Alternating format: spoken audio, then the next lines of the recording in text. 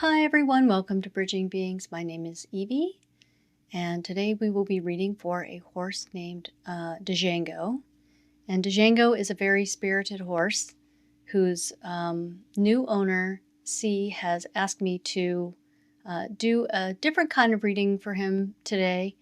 She just wanted to get really a general reading. She didn't really have specific questions that she was interested in asking. Recently, Django's owner has passed away. So Django's owner is Susan, who's related to another horse that we've read for in the recent past, and that's Prince. So Susan, having passed away, left her two horses, Django and Prince, to the extraordinary horsewoman C, and she's reached out to me for this reading. So general read. She didn't have specific questions. She just wanted me to understand his energy and see what he's up to in terms of his new circumstances. So the moment I connected with the Django, I was struck by his energy. He is such a mirthful little sweetheart. The energy of this horse is like the life of the party. He likes to joke around. He likes to play practical jokes on his fellow horses and generally, literally, horse around. He's extremely curious. He wants to know how everything works and is always in learning mode. He's a little erratic energetically. He needs to be grounded every now and again, so he understands it's time to focus, it's time to get the job done. I sometimes get into trouble, he says, meaning that his curiosity and mischievous nature sometimes land him in awkward situations with humans and horses alike. But all in all, he's very happy and very, very strong physically.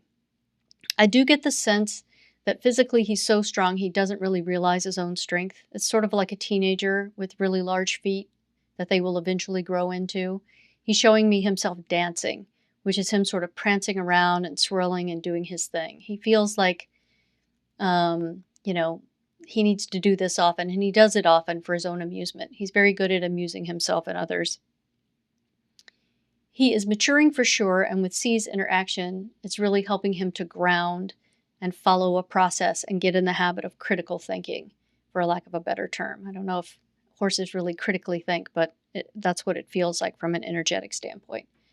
Django's very trusting. If C tells him to do something, he's good at following that direction and not second guessing most of the time, unless he's in this dance mode, and then it's sort of, everything is off the charts. I love his energy. He's perky, he's fun, he's curious, and really, he's the, horse most likely to wear the crazy hat at the party.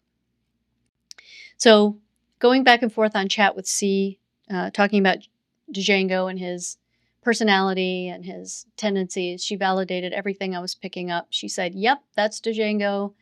And then she shared something that sort of really struck me, that she's really worried about him and his future now, because he has been, this perfect, special little guy that was in her life and the life of her herd.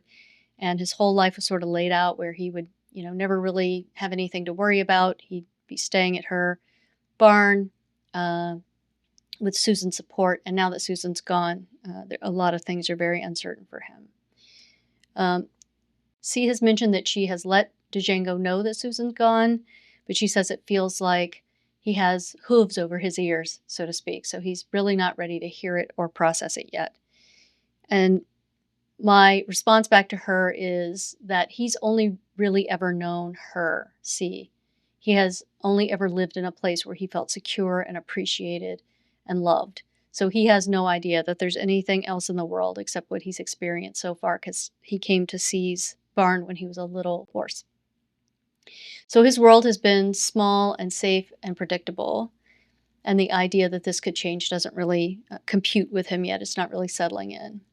So C is now looking for a sponsor for Django, someone who wants to purchase him but leave him at her barn so he can maintain the stability and security he's always known while she continues to work with him and help him mature. And I feel for both of them because he's such a fun and sweet horse. So I really feel for both of them, and I hope that a situation arises where there's some sponsorship for Django and he can remain exactly where he is.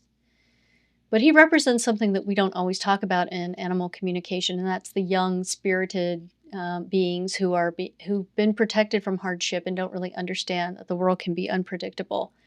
And I know that once he realizes if he must leave her barn, he's going to be really, really sad. And it's really going to be sort of heartbreaking for him. He's unpredictable and playful, and he brings joy wherever he goes. And he's really a bit naive because that's always been his structure. So whoever ends up with him, purchases him, partners with him, they really need to give him the right situation with structure and patience and love, and really appreciating his mischievous spirit instead of trying to crush it or, work it out of him.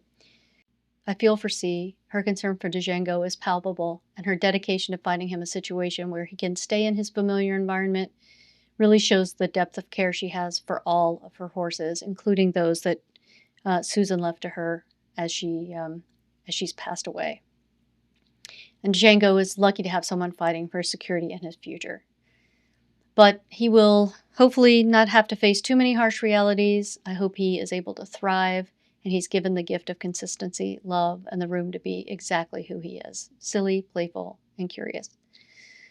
Thank you, C, for allowing me to connect with Django. His energy is contagious, and I have no doubt that the right person will be drawn to his joyful spirit and hopefully leave him in your absolutely wonderful care. Okay, Django, we loved having you here today. So that's it for our friends, Django and C. Let's take a moment to pull a couple of cards. This might be a slightly shorter reading than we're used to today, since we didn't have a set of questions, but just a kind of energetic check-in. Get a little shuffle going here. We have a couple of jumpers. Okay, I'll take the jumpers. I like a jumper. The Scorpion and the Fox. Scorpion energy. Passionate, competitive, tends toward isolation. The Scorpion is a passionate and determined creature. Their career is very important to them, as are a few select friends. Sometimes a Scorpion's heat festers and they focus on an unresolved event from the past, usually a situation where they were left feeling burned. The Scorpion card says it's time to come clean about your feelings so everyone can heal and you can get back to your usual fiery but fun self. I don't think Django's going to have any problem being his fiery and fun self. He is fun.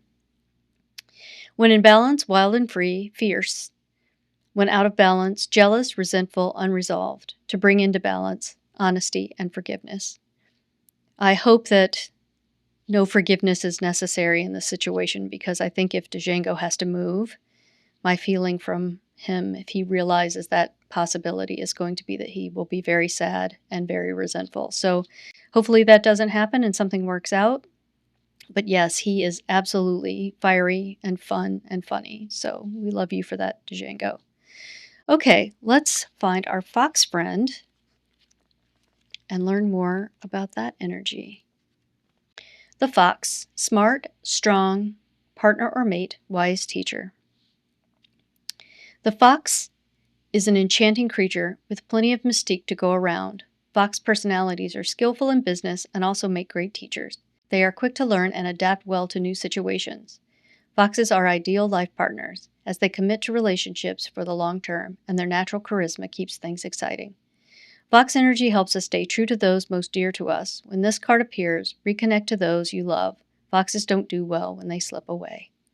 When in balance, magical, ingenious teacher, monogamous. When out of balance, sneaky, unsure of their identity. To bring into balance, partnership and connection. Wow. Keep the people that you love close.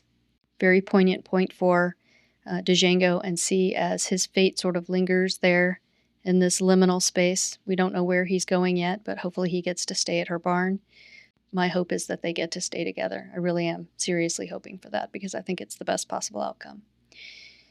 That's it for this reading. I really appreciated having everyone here to join us, Django, C, myself.